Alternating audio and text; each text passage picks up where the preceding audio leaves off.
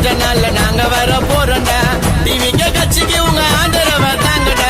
2026 என் விட்டு தர மாட்டேன்டா. தளபதி உன்னை சொன்னா கோடி ஜனம் கூட்டண்டா. தளபதி உன்னை சொன்னா கோடி ஜனம் கூட்டண்டா. டேய் இருங்கடா கொஞ்ச நாள்ல நாங்க வர போறோம்டா. டிவிக்கு கட்சிக்கு உங்க